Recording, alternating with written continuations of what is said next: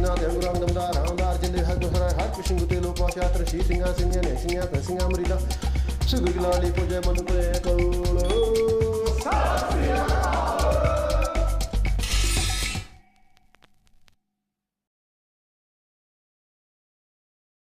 am Nidar Singh and I practice Sanatan, timeless, Shastar, weapons, Vidiya, science. So the science of timeless Indian weapons is what I practice. It's the ancient Indian battlefield art, which hitherto has been kept, as you would know, very secretive.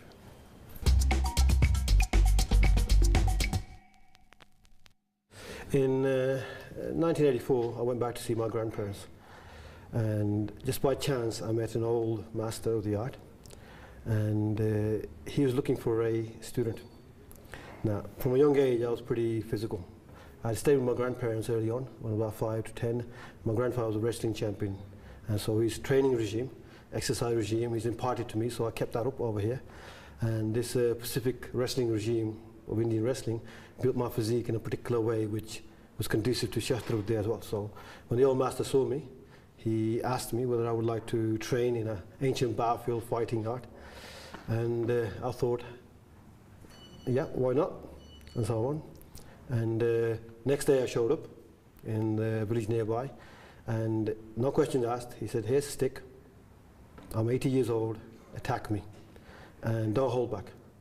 And he sort of goaded me on. At the beginning I was a bit apprehensive to attack an old man with a stick. As I did, he just threw me about. And at that time, I didn't understand the science behind it. But in time, I would understand the science behind it. It was not just a fluke or so on. He did it many times. So that's how I got introduced to Shastar Vidiya in '84.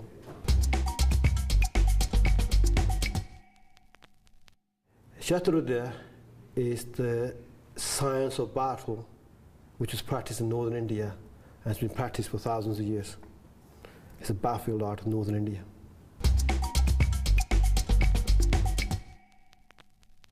What we deal with is concepts dealing specifically for ancient battlefields, which all end up in fighting in a battle formation. So everything we do from day one is geared towards fighting in large groups in battle formation. So whether it's doing unarmed combat, weapon combat, etc. We also cover, apart from one-on-one fighting, one against multiples, we fight tactics and strategies for fighting in skirmishes, fighting, breaking through battle formations, and also fighting as a battle formation. As you saw, our ground fighting is based on ladder fighting, which is to do with scaling enemy fortresses and fighting from ladders.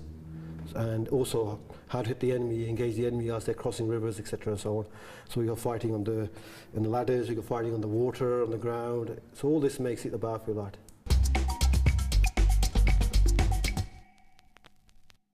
We use a single word. The concept is called kshatria, which means quick kill, and which will translate as advancing upon the enemy, hitting the peripheral of his striking range, misaligning his strikes, taking a superior tactical position, maintain that tactical position, and kill. Simple as that. That all sums it up, and that all that is encapsulated in a single word, kshatria.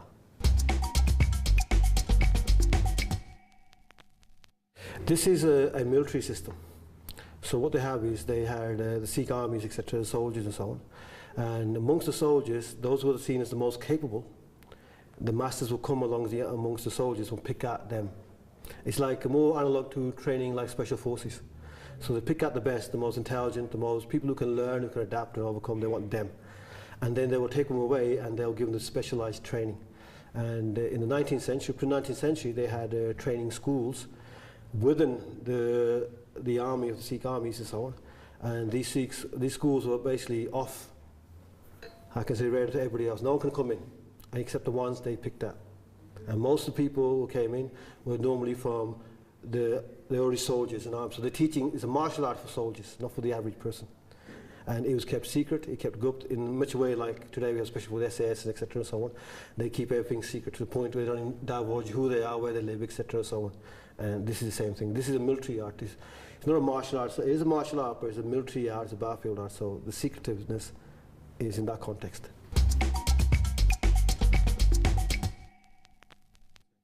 Okay, in the morning I get up, raise about 7 o'clock in the morning, and what we do, we recite a small liturgy which is all conducive to our martial art.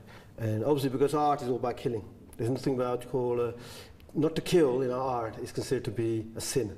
Just like we draw a weapon, we must draw blood onto it first before we put it back in, etc. and so on. But that emphasis on kill, kill, kill, we have to ensure it doesn't drive us crazy or psychotic, etc. and so on. So this particular liturgy and so on is designed to call keep our humanity, as we say. Like. Then after that, apart from the daily chores, taking the kids to school, sitting down on the computer, writing books and so on. About 7 o'clock-ish, I start training my son. And with children, we bring him to the training called the Khada very early. And so from age of 3 or so on, they are brought in just to watch.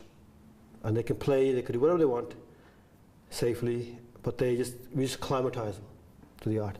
And by age of 6 or 7, we introduce the very basic defensive techniques and so on. Nothing offensive, obviously, as kids go to school, etc. We don't want to teach them lethal techniques there. So, but once they hit a level of maturity, then we start introducing them to self-defense, then to what we call more martial art, one-on-one fighting and so on. And as they hit about 15, 16, before they get introduced to proper battlefield. In the old days, it was a bit earlier on. But nowadays, we keep it, hold on to it a bit and so on. And then by 7 till about 8:30, my son, I train him. Then by 8:30 onwards, I begin an hour of what we call as a martial yoga to keep our physique fit and so on. And considering it's a battlefield art, it's not so much as engaging the enemy with the strength, etc., but to get on the battlefield, off the battlefield, carry a kit, march, etc. That's where all the fitness came. So the martial yoga is a very what you call aerobic yoga, so keeps our physique fit, optimum body mass we want to achieve, optimum. We don't go for maximum flexibility like splits or anything like that. It's not conducive to fighting. Like we just want enough flexibility, stamina, and strength, which will give us maximum agility and stamina and staying power on the battlefield. And then after about an hour or so of those exercises, then I go through the various fighting forms. The art enshrines 10 fighting forms. Early first 7 are based on animals, classical Indian animals, which are mythological creatures as well. The second 3 more are based upon ancient Hindu gods, Shiva and his wife Parvati. And then the 10 forms, they are the constructive element of the art, the positive element we say, which is form expressive. And then we deconstruct the art. So it's like we give an analogy of climbing a mountain, then coming back down. And on the way down, we get rid of all superfluous forms and so on out of it, and thus it just comes pure, efficient to the point of what we call shunne, the void, which is the unfettered state. And then all our techniques and everything are integrated into everyday movement. So our enemies on the battlefield could not recognize who is the special forces and who is the ordinary soldier. Because on the battlefield, there's no rules. If you've got someone who's special, they won't stick by the rules, they'll have assassins take him out. So we want to integrate the best and the beginners together. So 8:30 onwards, all fighting forms. But 1 o'clock in the morning, 12-ish, I'm finished.